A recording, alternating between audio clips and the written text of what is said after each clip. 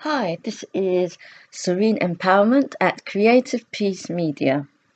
And today I'm going to talk about the politics of ego versus the unifying wisdom of spirit. And it's been quite a week this week in the political arena on both sides of the Atlantic. We have the launch of the formal impeachment inquiry in America. And then here in the UK, we had Boris Johnson's suspension of Parliament being declared illegal by the Supreme Court. So it's been quite a dramatic week, politically and in the media, the mainstream media. And we've seen a lot of drama, a lot of toxicity, a lot of divisiveness, a lot of controversial rhetoric, and tempers seem to be running high, especially over here in the British Parliament. And so this morning, coincidentally, I read a passage in a book by a teacher called Regina Dawn Akers, and it spoke directly to what's going on in the political arena, as well as being a good example of how the human psyche works. So we have two thought systems, a thought system that's governed by the ego and a thought system that's governed by spirit. And thought system that's governed by ego is based on separation and divisiveness. Us and them, me and you. And so I'm going to read from this passage. The ego's reasoning is based on a desire to protect individual self-will. So the ego is our voice of self-defense, and we see it as our protector. Back to the passage. The ego's reasoning sees a me and a them, and it desires very much to protect individual self-interests over the interests of others.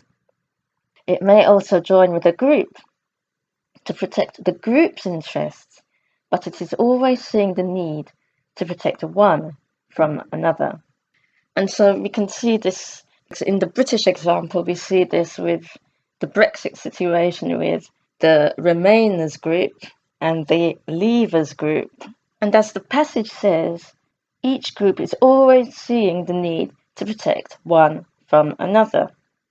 Therefore, the ego's reasoning sees division and expects attack. Always in one form or another, it expects attack from someone or something outside of it. So if we move away from politicians, we can also look at societies as a whole. We see in multicultural societies, perhaps, different racial groups are anticipating attack from another racial group, and so they preempt that by attacking first. People always see themselves as in danger of being outnumbered or being oppressed by another group. Going back to this passage, because the ego expects attack and has a desire to protect itself from its perceived threat, the ego engages in defense. The defenses of the ego can take many forms, but always there is the underlying desire to protect from attack. The ego may engage in an attack-first tactic or a smear campaign. And so this has been illustrated very clearly by the latest adventures of President Trump.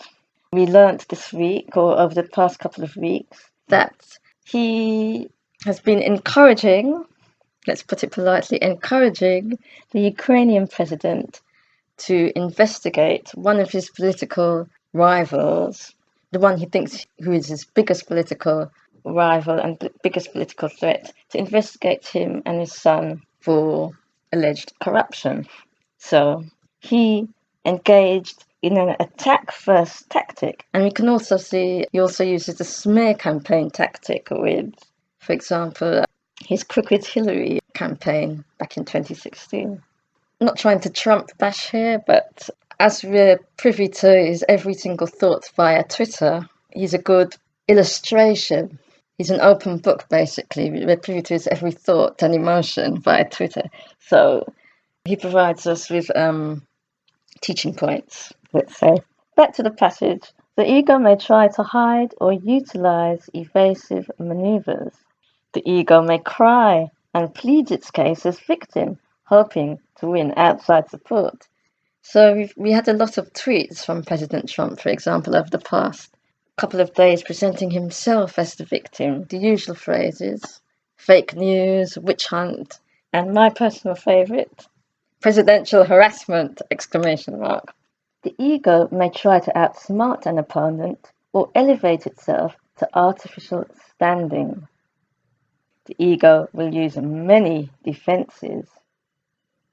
All are designed to protect self-will from imagined or perceived attack.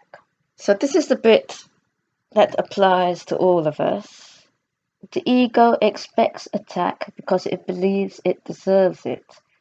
The ego is fearful, sees itself as unworthy, and believes in its own guilt.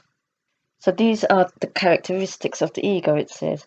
It's driven by fear, guilt, and unworthiness, so that it reasons itself into behaviors based solely upon these unconscious beliefs. And these unconscious beliefs are fear, guilt, and unworthiness. So as human beings, everything we do is driven by fear, guilt, and unworthiness when we're coming from that thought system that's governed by the ego, or the voice of self-defense that we think is our protector. The ego is seldom aware of the underlying beliefs that seem to drive all of its reactions and everything it does. This is why you must slow down and ask yourself, why? Before running off to an action or reaction that immediately seems right or natural to you, you must seek in quiet to ask yourself, why? The ego is the nature that desires to protect you from attack based on its fear, guilt, and unworthiness. Okay, so now we move on to the characteristics of the thought system that's governed by the unifying wisdom of spirit, or a loving divine consciousness. In this book, that unifying spirit is termed as the Holy Spirit. So here we go from the passage. The characteristics of the Holy Spirit are wholly different than the characteristics of the ego. The Holy Spirit is love, but since love is unfamiliar to you, this may not be the characteristic you can know and follow, because what we see as love is quite a limited human form of love, conditional. So what this passage is speaking about is the unconditional, divine form of love. And so she says, therefore the characteristics of love are these: peace, acceptance, joy, recognition or remembrance, and always the purpose of one. You will not find division within the purpose of the Holy Spirit. Right reasoning will not come to you from a desire for defense. It will come from a willingness to trust. It will not come from fear, but from faith that the plan of love is in action. It will see no division and seek not for guilt, but desire only the highest good for all. And what we're seeing in politics and in society at the moment is an emphasis on what is good for the individual or for that individual's designated group. We're not coming from the paradigm of the highest good for all. You will know when you follow the reason of the Holy Spirit, because the action you take will not fight for a desired outcome. So I thought that passage spoke very well to what's going on right now at the heart of politics, at the heart of society, where we're so divided and we're seeing everything through the filter of our own, either our own self-interest or the self-interest of the group we think that we belong to, be that a political group, a racial group, a religious group. And what we need to do in serene empowerment terms is to move from the thought system that's governed by this divisiveness to a more unifying thought system. In one of my previous videos, I spoke about a quote, very famous quote, which says, "When the power of love overcomes the love of power, the world will know peace." Similarly, when the politics of love overcomes the love of political power, the world will know peace. The book that I read from is called The Holy Spirit Interpretation of the New Testament. I think it was published back in 2008, so a long time before the events of this week. If you found this interesting, you may like to see my other video called Staying Sane in a World That's Going Mad. And that talks about remaining grounded in spirituality whilst paying attention to what's going on in the political world and not getting swept up and sucked up in all the toxic divisiveness and not contributing to the controversy and the bitterness, but staying grounded, positive, and speaking your truth and being authentic. There are 12 stages in the serene empowerment process, and the topic I discussed today falls into the category of stage 7, which is we recognize that we are neither inferior or superior to any other human being, but inherently equal. And as it says in A Course in Miracles, only equals are at peace.